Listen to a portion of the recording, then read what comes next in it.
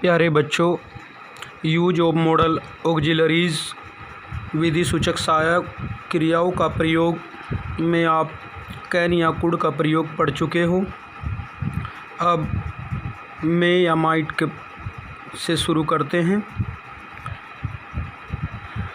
मे का use of May का अर्थ भी सकता या सकते होता है।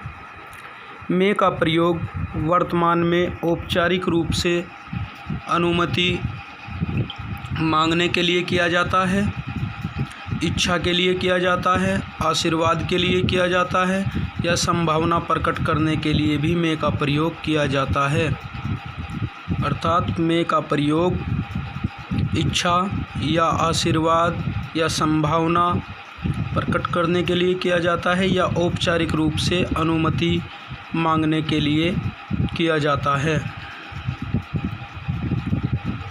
यदि किसी वाक्य में शायद का प्रयोग हुआ हो तो उसकी इंग्लिश ट्रांसलेशन में शायद की अंग्रेजी नहीं लिखते बल्कि मे का ही प्रयोग करते हैं।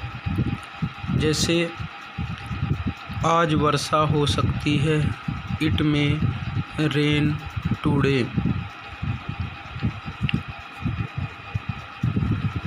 आप दीर्घायु हो या तुम्हारी लंबी आयु हो, मे यू लिव लॉन्ग। शायद वह अपने घर पर हो, he may be at his home. Might का प्रयोग मे की ही पास्ट फॉर्म माइट होती है। माइट का प्रयोग मुख्य रूप से दूर की संभावना या कम संभावना प्रकट करने के लिए या अनुमति लेने के लिए किया जाता है। पास्ट में उद्देश्य प्रकट करने के लिए भी माइट का प्रयोग किया जाता है। जैसे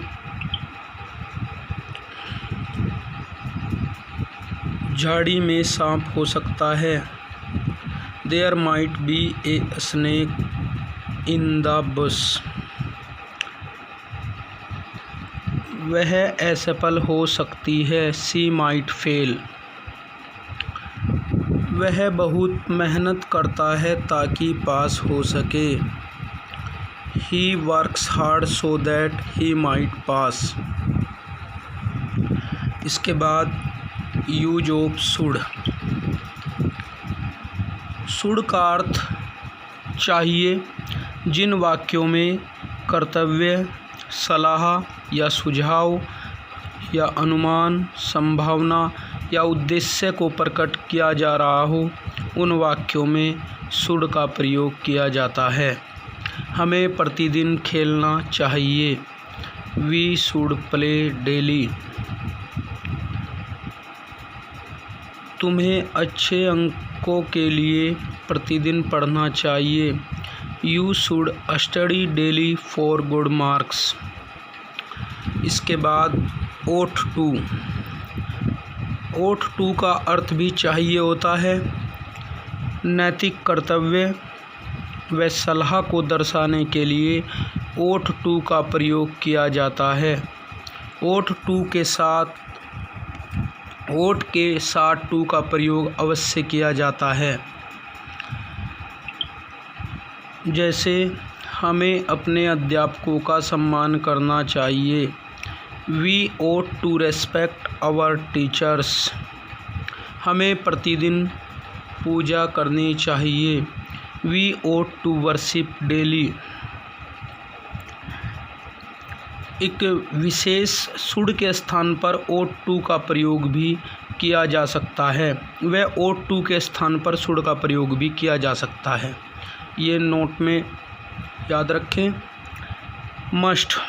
अब मस्ट का अर्थ भी चाहिए होता है, परंतु मस्ट में शुड व ought to की अपेक्षा अधिक बल होता है, अर्थात अधिक जोर दिया जाता है। इसका प्रयोग तीव्र अनिवार्यता या बाध्यता या निष्कर्ष कंक्लूजन, दृढ़ निश्चय, विश्वास या निषेध दर्शाने के लिए किया जाता है। मुझे प्रतिदिन मंदिर जाना होगा। I must go to the temple daily. तुम्हें शाम से पहले यह काम ख़त्म करना होगा।